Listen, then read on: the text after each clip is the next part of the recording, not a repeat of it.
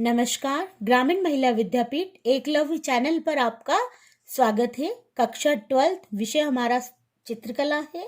पाठ का नाम हमारी राजस्थानी लघु चित्र शैलियाँ। इसके बारे में आज हम इस पाठ की चर्चा करेंगे।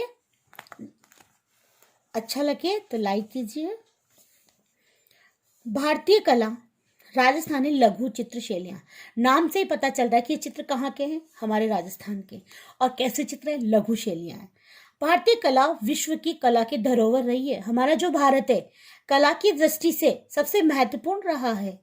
अजंता एलोवेरा की गुफाएं, भित्ति चित्र जो अजंता की जो गुफाएं भित्ति चित्रण है, जो दीवारों पर बने हुए चित्र हैं, परंपरा, मूर्तन, शास्त्रीयता, हिंदू, बौद्ध धर्म, जैन धर्म आदि के बारे में हमें क्या बताते हैं, वहाँ की कलाओं का विकास होता है, वहाँ की चर्चा हमारे सामने होती है। संप्रदायों का प्रभाव के लिए मध्यकालीन कलाओं का विकास आधार बनी है। मध्यकालीन कला परंपरा, मंदिर का निर्माण, मूर्तन के साथ साथ चित्रण, लघु रूप के पाल, अपभ्रंश, जैन धर्म के, राजस्थानी, मुगल, पहाड़ी शैलियों के नाम से स्थापित हुआ। इस चित्र शैली ने जनता वैभवशाली कला परंपरा को कालांतर शाश्वतता प्रदान कर भारतीय कला का गौरव ईसा पूर्व दूसरी सदी में वर्तमान तक सुरक्षित रखा है। किसने? राजस्थान लघु चित्र शैली ने रखा। अब इसका उद्भव कैसे हुआ, इसका विकास कैसे हुआ, क्वेश्चन यहाँ से भी बनता है। यहाँ से 2 नंबर का क्वेश्चन आता है हमेशा बोर्ड में एग्जाम में कि राजस्थान लघु चित्र शैलियों का उद्भव विकास समझाइए। प्राचीन भारतीय चित्रण परंपरा लघु रूप निर्वाह करने वाली एक राजस्थानी चित्र शैली ऐतिहासिक पृष्ठभूमि रही है। उसके नामकरण एवं उद्भव स्थान को लेकर विद्वानों में मतभेद हैं, लेकिन उत्तरोत्तर शोध अध्ययनों के प्रकाशित पुस्तकों एवं ऐतिहासिक तथ्यपरक प्रमाणों के आधार पर राजस्थानी शैली का उद्भव एवं विकास 17वीं सदी से 19वीं सदी के मध्य निश्चित हुआ। उद्भव कब से हुआ, क्वेश्चन आता है तुम्हारे राजस्थानी शैली का उद्भव कब से हुआ, तो 17वीं सदी से लेकर 19वीं सदी के मध्य निश्चित किया गया। किंतु इससे पूर्व इतिहास पर विद्वान का मत नहीं है। कब से मानते हैं? 17वीं से 18वीं शताब्दी 19वीं शताब्दी तक इसका उद्भव मानते। अब इसका विकास कैसे हुआ? लघु चित्रण परंपरा को सर्वप्रथम कला मर्मज्ञ डॉक्टर आनंद केटीस कुमार स्वामी ने अपनी पुस्तक राजपूत पेंटिंग में रेखांकित किया। सबसे पहले किसने किया था? कुमार स्वामी ने। किसमें किया था? राजपूत पेंटिंग के अंदर। डॉक्टर स्वामी ने अवचेतना भारतीय चित्रकला के प्रमुख 2 वर्ग माने थे। एक तो पहली राजपूत शैली और मुगल शैली। मुगल शैली के बारे में हम नेक्स्ट जो पहले पार्ट पढ़ा था हमने, उसमें हमने चर्चा कर ली पूरी मुगल शैली में कि कौन कौन से चित्रकार थे, कौन कौन से विद्वान थे। और दूसरी थी राजपूत शैली। राजस्थान में 2 ही थे जिन्होंने चित्रकारी का कार्य सबसे ज्यादा हुआ, राजस्थानी और मुगलों और राजपूतों में।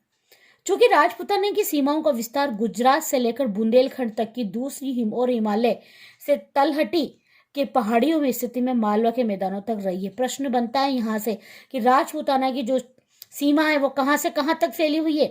गुजरात के बुंदेलखंड से लेकर हिमालय की तलहटी की पहाड़ियों तक, मैदानी क्षेत्र तक ये फैला हुआ है। इस क्षेत्र का विस्तार के कारण डॉक्टर ए कुमार स्वामी ने इन शैलियों को राजपूत शैली के नाम से संबोधित किया। किसको? जो गुजरात तलहटी से लेकर हिमाचल की रियासतों तक जो फैला हुआ है हिमालय की, इसको क्या नाम दे दिया? कुमार स्वामी ने राजपूत शैली नाम दे दिया। तर्क संगत जात पड़ता है, लेकिन कालांतर में बैसिल ग्रे, डॉक्टर हरमेन ग्वेंस गांगुली, राय कृष्णदास कोंकर, संग्राम सिंह, मोती चंद्र खजाची काल खंडावला आदि के द्वारा प्रस्तुत शोध पत्रों, ऐतिहासिक तथ्य पर कला साक्ष्यों की पुस्तकों के आधार पर राजपूत शैली विभिन्न शैलियों के रूप में प्रकाशित शैलियां उनके क्या है, उपशैलियों में भी प्रकट हुई हैं। उक्त प्रमाणों में कला साक्ष्यों के आधार पर राजपूत शैलियों की 2 मुख्य शैलियां हैं। एक तो राजस्थानी शैली, पहाड़ी राजस्थान शैली एवं पहाड़ी शैली के नाम से पुकारा जाने लगा। स्वतंत्रता के पश्चात राजपूताना में राजस्थान के नाम से अपनी पहचान बनी। राजपूताना ने किस नाम से जाने लगे? राजस्थान के नाम से जाने लगे। कर्नल टोड ने अपनी पुस्तक एनल्स एंटीक्वीज ऑफ राजस्थान 1929 ईस्वी में रायथन के नाम से भी सर्वप्रथम किया। लाइन प्रश्न आता है यहाँ से भी, रायथन नाम किसने दिया था? कर्नल टोड ने। किसको? राजस्थान को। कब दिया था? 1829 ईस्वी में। जो कालांतर में राजस्थान कहलाया। अतः राजस्थानी चित्रकला का तात्पर्य इसी प्रदेश में पल्लवित हुआ है और पोषित कर परंपरा में निहित हुआ है। भारतीय इतिहास का अगर हम अध्ययन करते हैं तो अनेक विद्वानों के द्वारा उपलब्ध साक्ष्यों का ये ज्ञात होता है कि पूर्व मध्य काल में अर्थात 7वीं सदी से 12वीं सदी के समय राजस्थान के इतिहास के लिए महत्वपूर्ण रहा। विशेषकर ये समय साहित्य और कला की उत्थान का रहा था। कौन सा समय? 7वीं से लेकर 12वीं तक सदी का। विशेषकर ये समय साहित्य कला का स्थान रहा है। उपलब्ध प्राचीनतम प्रमाणों राजस्थान में ही है। चित्रित ताड़पत्रीय ग्रंथ श्रावण प्रतिक्रमण चूर्णी 1260 ईस्वी में। आहड़ उदयपुर देलवाड़ा का जैन मंदिर है। सुपाचर्यम का है 1422 से 23 ईस्वी में। नामक चरित्र राजस्थानी चित्रकला के आरंभिक अवस्था को दर्शाता है, जिन पर जैन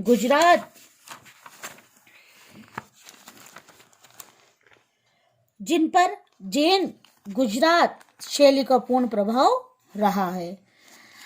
लेकिन इसके पश्चात मिले सचित्र ग्रंथों में 1426 ईस्वी में कल्पसूत्र, 1481 बसंत विलास पट्टित चित्र, 1400 ईस्वी में गोद गोविंद बाल गोपाल कृति प्रमुख रही। उद्विकास और उद्भव और उद्विकास, इसका क्वेश्चन इंपॉर्टेंट, इतना इंपॉर्टेंट नहीं है जो एग्जाम में। इसके बाद में हमारी जो मेवाड़ शैली है, ओल्ग शैली है, मारवाड़ शैली है, इसके बारे में हम चर्चा करेंगे राजस्थान की, वो इंपॉर्टेंट है, तो इसको अपन पढ़ लेते हैं एक बार। 7वीं सदी से 15वीं सदी के में जैन और अजैन ग्रंथों का आधार बनाकर लघु चित्रों का निर्माण हुआ था और शास्त्रीय कला तत्वों का सामंजस्यपूर्ण सिद्धांतों के अनुरूप एक नवीन रूप में राजस्थानी शैली मुखरित हुई थी। 12वीं सदी से 15वीं सदी के मध्यकालीन सचित्र ग्रंथों जैसे 1540 ईस्वी में चित्रित आदि पुराण मेवाड़ से प्राप्त चोर पसिखा 1598 में, गीत गोविंद 1610 में और 1516 में महापुराण 15वीं सदी में और 1540 ईस्वी में मृगावती जोधपुर आदि ग्रंथों का क्या हुआ था? निर्माण हुआ था। अध्ययन के ज्ञात होता है पूर्व चित्रों में हमें व्याप्त सवा चश्म चेहरे, गरुड़ की नाक, परवर फोंकसी, बाहर निकली परली आंख, घुमावदार आंखें, लंबी ऐठनदार आंखें, मुद्राएं, है ना, अधिक उभरावल वक्षस्थल, अभिंगे मुद्राएं, अखड़न आदि हमें इस सदी में 16वीं सदी के मध्य हमें देखने को मिला है। होकर मेवाड़ शैली के रूप में मुखरित हुआ है। चावंड के रूप में हमें नसीरुद्दीन कृत 1605 ईस्वी में रागमाला कई हमें थैलियां देखने को मिली है। 16वीं सदी में पूर्वार्ध में गुजरात शैली को प्रभावित जिस समृद्धिशाली मेवाड़ शैली के हृदय में भारतीय चित्रकला में नवचेतना संचारित हुई है, वह अमृत शैली मध्यकालीन भक्ति आंदोलन एवं रीतिकालीन साहित्य का नवीन संस्करण था।